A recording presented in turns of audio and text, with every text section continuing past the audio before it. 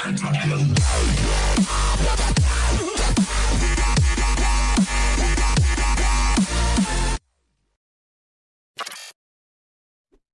guys, মই Ibrahim and welcome back to my YouTube channel. তো আজি আমি গৈ আছো বৰ্তমান এখন শুটিং স্থলীলৈ আৰু তাত কোন কোন আহিছে আপোনালোকক আজি দেখাবলৈ চেষ্টা কৰিম।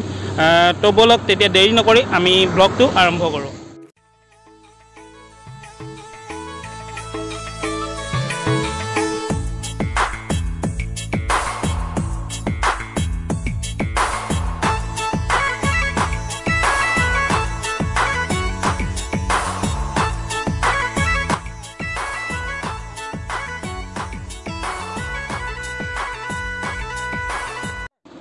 আৰু ফাইনালি আমি উপস্থিত হলোহি শুটিং স্থলীত আৰু আপোনালোকে দেখিবলৈ পাইছে বৰ্তমান শুটিং চলি আছে আৰু আমি উপস্থিত হলোহি অলপ আগত। সো আপোনালোকক ইয়াৰ শুটিঙৰ কিছু মুহূৰ্ত আৰু বিহাইণ্ড দ্য চিনসমূহ দেখাবলৈ আপোনালোকক চেষ্টা কৰিম।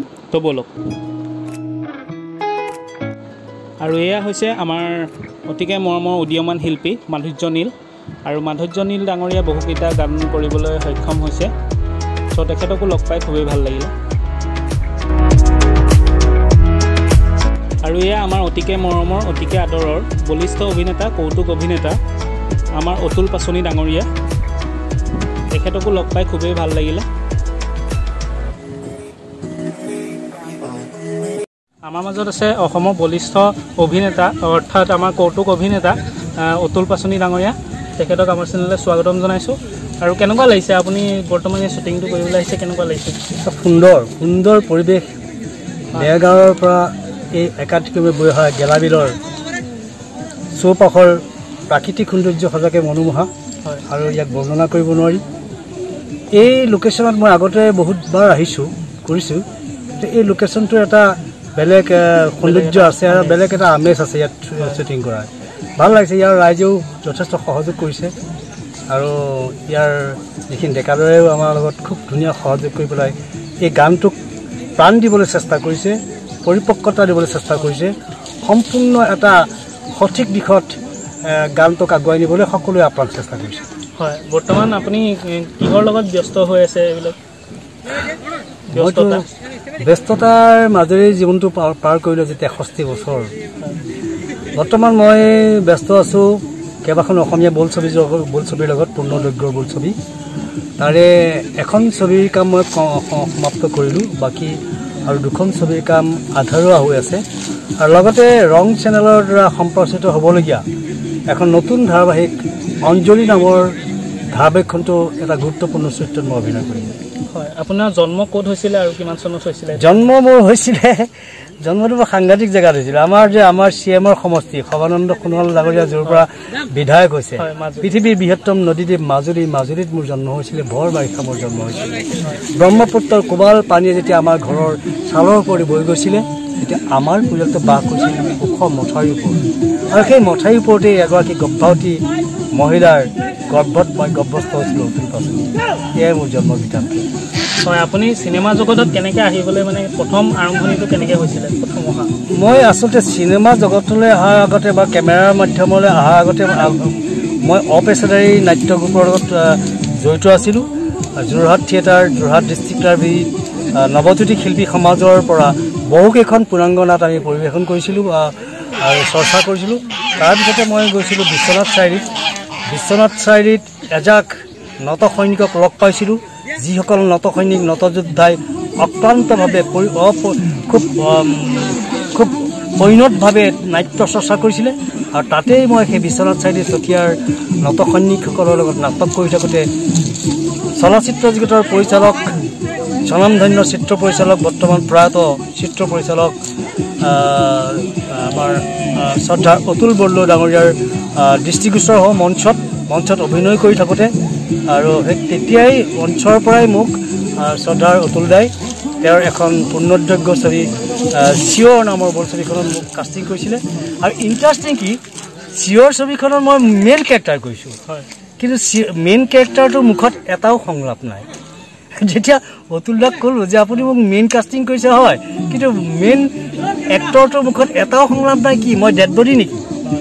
তেতিয়া অতুলে কৈছে নহয়, তুমি ডেড বডি নহয়, চিয়ৰ হৈছে সৰ্বসাধাৰণ মানুহৰ আৰ্তনাদ, সৰ্বসাধাৰণ মানুহৰ আৰ্তনাদ সেই আৰ্তনাদবিলাক দিছপুৰ দিল্লীৰ গাদীত বহি থকা মানুহখিনিয়ে নুশুনে সিহঁতক কলা বুলি ভাবে সিহঁতক বোবা বুলি ভাবে আৰু সেইকাৰণে সেই চিনেমাখনৰ এটা প্ৰতীকী চৰিত্ৰ বোবাৰ চৰিত্ৰত অভিনয় কৰিছিলোঁ ষ্টাৰ্টিঙৰ পৰা এণ্ডিঙলৈকে মোৰ চৰিত্ৰটো আছিলে আৰু চিনেমাখনৰ প্ৰতীকী কেৰেক্টাৰটোৱে মই তাত অভিনয় কৰিছিলোঁ বোবা চৰিত্ৰত সেয়া মোৰ প্ৰথম ছবি দ্বিতীয় ছবিও অতুলাৰ এখন ছবি গ্ৰহণ বুলি এখন ছবি কৰিছিল তেজপুৰৰ পৰা জংগমে কৰিছিলে তাতো মই এটা অতিথি শিল্পী হিচাপে এটা চৰিত্ৰ উদ্যান কৰিছিলোঁ আৰু তৃতীয় ছবিখন মই যেতিয়া জ্যোতিৰ্পাৰ উত্তৰ পূৰ্বাঞ্চল একাংক নাট প্ৰতিযোগিতাত বিশ্বনাথ পৰা নাটক কৰিবলৈ গৈছিলোঁ সেই কিবা এটা হৈছে নাটকখনৰ নাম নাটকখনত মই এটা মদাহীৰ কেৰেক্টাৰ কৰিছিলোঁ মাত্ৰ 2 মিনিটৰ কেৰেক্টাৰ অভিনয়ৰ ডিউৰেশ্যন মাত্ৰ 2 মিনিট আৰু এই 2 মিনিটতে মই বেষ্ট কমেডিয়ান হৈছিলোঁ ৰূপকাৰ বঁটা পাইছিলোঁ আৰু তেতিয়াই সেই প্ৰেক্ষাগৃহত বহি আছিলে স্বনামধন্য চিত্ৰ পৰিচালক সঞ্জীৱ হাজৰিকা প্ৰয়াত কেমেৰামেন অজান বৰুৱা প্ৰয়াত পৰিচালক অভিনেতা বিদ্যুৎ চক্ৰৱৰ্তী তিনিজনেই আমাৰ নাটকখন উপভোগ কৰাৰ পিছত নাটকৰ শেষত মোক গৈ লগ কৰিছিলে আৰু এখন ছবিৰ কথা কৈছিলে ছবিখনৰ নাম হৈছে হলধৰ যিখন ছবিয়ে স্বৰ্ণকমল বঁটা আজুৰিবলৈ সক্ষম হৈছিলে যিখন ছবিয়ে ভাৰতীয় ৰাষ্ট্ৰীয় প্ৰেক্ষাপটত উজ্জ্বলি উঠিছিলে যিখন ছবিয়ে পৃথিৱীৰ বিভিন্ন ফেষ্টিভেলত মানে প্ৰদৰ্শন হৈছে সেই ছবিখনত মই মুখ্য চৰিত্ৰটো অভিনয় কৰিছিলোঁ আৰু ছবিখনৰ মূল বিষয়বস্তু হৈছিল যে এটা নাঙল চোৰক লৈ কৰা ঘটনাৰ পৰিক্ৰমা কৰি ছবিখনৰ কাহিনীভাগ আগবাঢ়িছিলে আৰু সেই নাঙল চোৰটোৱে হৈছিলোঁ মই আৰু মোৰ মুখত শেষত ছবিখনৰ এটা সংলাপ আছিলে ধৰ ধৰ ধৰ নাঙল চোৰক ধৰ ধৰ ধৰ ধৰ নাঙল চোৰক ধৰ এই বিখ্যাত সংলাপটোৰে ছবিখনৰ সমাপ্তি হৈছিলে আৰু সেই ছবিখনেই মোৰ জীৱনৰ টাৰ্ণিং পইণ্ট হয় আৰু বৰ্তমান আপোনাৰ ঘৰত কোন কোন আছে সেইটো জানিব বিচাৰিম আমি কোন মানে তুমি আচলতে এটা সুধিব বিচাৰিছা আপোনাৰ ওজন কিমান হয় হা মোৰ ওজন মানুহে বিশ্বাস নকৰিব 160 কেজি হয় ভাবিছানে বাৰু মোৰ 160 কেজি হ'ব বুলি ভাবিছানে নাভাবা মই এইকাৰণে কৈছোঁ 160 কেজি মানে মোৰ গোটেই পৰিয়ালটো লগ লগাই 160 কেজি তাৰমানে মিছেছ মোৰ ল'ৰাটো আৰু মোৰ তিনিটা পাল্লাত থাকিলে 160 কেজি হ'ব গম পালা এতিয়া মই কৈছোঁ যে মোৰ জীৱনটোৱে একনীয়া ভগৱানে মোক দুজনী ঘৈণী নিদিলে মাত্ৰ এজনীয়ে ঘৈণী বিয়া এজনীয়ে কৰালোঁ সেইকাৰণে এজনী বিয়া কৰাৰ কাৰণে মোৰ ল'ৰাও এটাই হ'ল একনীয়া আৰু ছোৱালীও একনীয়া এজনী গতিকে ল'ৰা এটা ছোৱালীজনী আৰু মূৰ ফাটিলোঁ এজনী মূৰ ফাটিলোঁ মানে শিৰত সেন্দুৰীয়া সেইজনী অৰ্ধাংগিনী হৃদপিণ্ড মোৰ কলিজাৰ হাওঁ পাওঁ মেৰা দিল কা টুকুৰা এইকেইটাই মোৰ প্ৰাণী হয় বন্ধুসকল প্ৰথমবাৰৰ বাবে লগ পালোঁ আমাৰ অতিকে মানে প্ৰিয় সৰুৰ পৰা এখেতৰ ভিডিঅ' চাই আহিছোঁ আৰু এখেতৰ ভিডিঅ' চাই আমি অনুপ্ৰেৰণা পাই আহিছোঁ চ' ধন্যবাদ জনালোঁ আপোনালোকক এখেতক লগ পাই খুবেই ভাল লাগিলে ধন্যবাদ ধন্যবাদ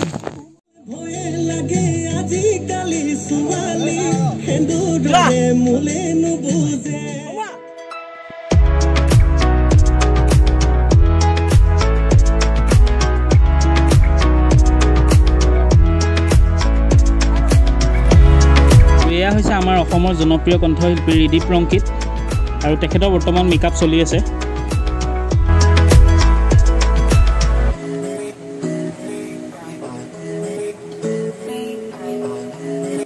আৰু তেখেতক লগ পাই সঁচাই খুবেই ভাল লাগিলে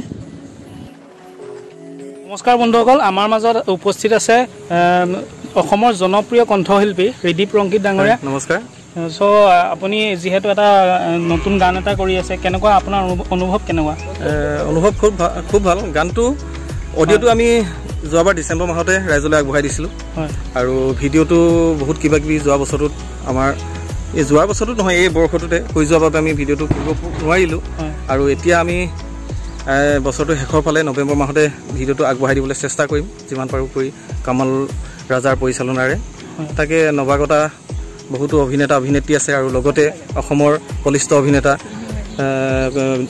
অতুল পাচনিদেৱ আছে গতিকে সকলোৱে ভালে পাব বুলি ভাবিছোঁ আৰু আপোনাৰ ব্যস্ততা বৰ্তমান গানৰ কামতে যিহেতু এতিয়া আকৌ পৰিৱেশটো অকণমান স্বাভাৱিক অৱস্থালৈ আমি আহিছে বুলিয়ে ভাবিছোঁ নিজে বাছি কাম কৰি যাব লাগিব সকলোৱে সকলো কাম কৰি আছে যিহেতু আমি ধেমালি এলবাম মই যিটো কৰি থাকোঁ বছৰত এবাৰ, সেইটোৱে আকৌ কাম পুনৰ হাতত দিছোঁ এতিয়া। হয়, আপোনাক লগ পাই খুবেই ভাল লাগিলে। আৰু আপোনাৰ ঘৰ ক'ত আমি সকলো ৰাইজে জানিব বিচাৰিব? আমাৰ ঘৰ মোৰ হৈছে টিংখং সমষ্টি। আমি মৰাণত আমাৰ কামবিলাক হয়, ফিউজন নামৰ আমাৰ মৰমৰ ষ্টুডিঅ' এটা আছে, তাত আমাৰ কামবিলাক হয়। আমি এতিয়া থাকোঁ, মোৰ ঘৰ হৈছে টিংখং সমষ্টি নাচনি গাঁও বুলি কয় মোৰ গাঁওখনৰ নাম। মই বৰ্তমান ৰাজগড়ত থাকোঁ, তাৰ পৰাই মই এতিয়া কিছুমান ব্যৱসায় বাণিজ্যকে আদি কৰি আৰু তেনেকৈ আৰু কাম বন কৰি আছোঁ। আৰু আপুনি বিয়া বাৰু পাতিলেনে? সেইটো অসমৰ ৰাইজে জানিব বিচাৰিব। সেইটো কম, বেলেগ এদিনা ক'ম, এতিয়া নকওঁ। সেইটো অকণ উৎকণ্ঠাত থাকক। হয় হয়, সকলোখিনি। আৰু আপোনাৰ ঘৰত কোন কোন আছে? ঘৰত মা দেউতা, ককাইদেউ বৌকে আদি কৰি সকলোৱে আছে আৰু। হয় হয়, খুবেই ভাল লাগিলে আপোনাক লগ পাই। আৰু আগবাঢ়ি যাওক, আমাৰ অসমৰ গানৰ জগতত আৰু খলকনি সৃষ্টি কৰক। ধন্যবাদ। ধন্যবাদ।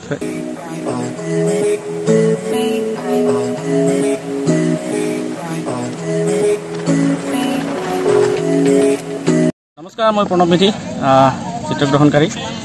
তো আজি বোকাঘাটৰ ৰঙামাটিত আহিছোঁ। খুব ধুনীয়া লোকেশ্যন, আৰু আগতো আপোনালোকে মোৰ গানখিনি আদৰি লোৱাৰ বাবে ধন্যবাদ। আৰু প্লাছ আজি আমি নতুন গান, ৰিদিপ ৰংকিতাৰ গান আমি কৰি আছোঁ। আৰু আমাৰ পৰিচালক, আমাৰ কোৰিঅ'গ্ৰাফাৰ কামাল ৰাজা, তেখেতৰ লগত ফাৰ্ষ্ট টাইম কাম কৰিছোঁ। তথাপিও ভাল লাগিছে। আগে পিছে মই ইয়াতে কাম কৰিছোঁ, গোলাঘাট, তাৰপৰা যোৰহাট, শিৱসাগৰ, এইবিলাক আজিৰ পৰা বহু বছৰৰ পৰা কাম কৰি আছোঁ। তথাপি আমাৰ জেগাবিলাক, লোকেশ্যনবিলাক বহুত ধুনীয়া ধুনীয়া। গানটো খুব ধুনীয়া হৈছে। গানটো আপোনালোকে আৰু কেইদিনমান পিছতে চাবলৈ পাব। দেৱালীৰ আগে আগে মুক্তি পাব। আৰু গানটোত এটা বিশেষত্ব আছে, এইটো যে আমাৰ মানে গানটোৰ টাইটেলটো হৈছে অসম বন্ধ। গতিকে অসম বন্ধ কিহৰ কাৰণে, গোটেই বস্তুখিনি আমাৰ ভাইটিহঁতে বিহাইণ্ড দ্য চিনত দেখাই দিব। আৰু গানটি আপোনালোকে চালেহে মানে বস্তুটো বুজিব যে আচলতে অসম বন্ধ কিহৰ কাৰণে, কি কনচেপ্টটো কি কেনেকুৱা। ত' খুব ধুনীয়া কনচেপ্ট, আপোনালোকে চাব। আৰু এই চেনেলটো লাইক, ছাবস্ক্ৰাইব কৰিব নাপাহৰিব। ধন্যবাদ। অসম বন্ধ দি আছোঁ আমি খুব সোনকালে। আপোনালোকে মানিব লাগিব। কি কাৰণে অসম বন্ধ দিছোঁ আপোনালোকে গম পাব। অডিঅ'টো নিশ্চয় এতিয়ালৈকে শুনিছে। অসম বন্ধ আমি কি কাৰণে দিছোঁ আপোনালোকে গম পাব। কিছুমান কথাত, কিছুমান দাবীত আমাৰ অসম বন্ধ আপোনালোকে মানিবই লাগিব। আৰু গীতটো হৈছে ৰিদিপ ৰংকিতে গাইছে, ৰমেন দানা ৰিদিপ ৰংকিতে লিখিছে। আমাৰ মাজত অভিনয়ত আছে আজি অতুল পাচনি, মাধুৰ্যনীল, আৰু এগৰাকী খুব ধুনীয়া নৱাগতা শিল্পী পৰি। তাৰ লগতে আমাৰ এটা খুব ডাঙৰ ইউনিট আপোনালোকে দেখিছেই, কোৰিঅ'গ্ৰাফি কৰি আছোঁ মই। তাৰপিছত আমাৰ মানে ডাঙৰ অসম বন্ধ এটা আহি আছে। ডাঙৰ অসম খুব সোনকালে অসম বন্ধ আপোনালোকে মানিব লাগিব। আৰু অসম বন্ধটো আপোনালোকে সফল কৰি তুলিব লাগিব। এটা আপোনালোকৰ ওপৰত দায়িত্ব। ভিডিঅ'টো আপোনালোকে চাব। আপোনালোকক বিহাইণ্ড দ্য চিন দেখাই আছোঁ, আৰু অৰিজিনেল গানটোৰ লিংক আমাৰ ডেছক্ৰিপশ্যনত থাকিব, আপোনালোকে চাব সকলোৱে। শ্বেয়াৰ কৰিব, তেখেতসকলে বহুত কষ্ট কৰি আছে। ইউটিউবাৰ যিখিনি আমাৰ আহিছে, এই চেগত আমি তেওঁলোকক ধন্যবাদ জ্ঞাপন কৰিছোঁ। তেওঁলোকৰ চেনেলবিলাক ছাবস্ক্ৰাইবাৰ কৰিব। সুস্থ পাচাম, এই দুটা চেনেল আপোনালোকে শ্বেয়াৰ কৰিব। লগতে আমাৰ ভিডিঅ'টো চাই পেলাই আপোনালোকে যি আপোনালোকৰ কমেণ্টছসমূহ আমাক দিব। হেল্ল' গাইছ, আজি আপোনালোকক শ্বুটিঙৰ স্থলীৰ কিছু দৃশ্যাংশ আৰু ৰিদিপ দা আৰু অতুল পাচনি বৰ্তাৰ সৈতে কথা পাতিবলৈ চেষ্টা কৰিলোঁ। আৰু আপোনালোকক যদি ভিডিঅ'টো ভাল পালে তেতিয়াহ'লে লাইক, শ্বেয়াৰ আৰু ছাবস্ক্ৰাইব কৰিবলৈ নাপাহৰিব। আৰু ভিডিঅ'টো কেনেকুৱা হৈছে কমেণ্ট কৰি জনাব। আকৌ এটা নতুন ভিডিঅ'ৰ আশাৰে, তেতিয়াহ'লে আজিলৈ বাই, ধন্যবাদ।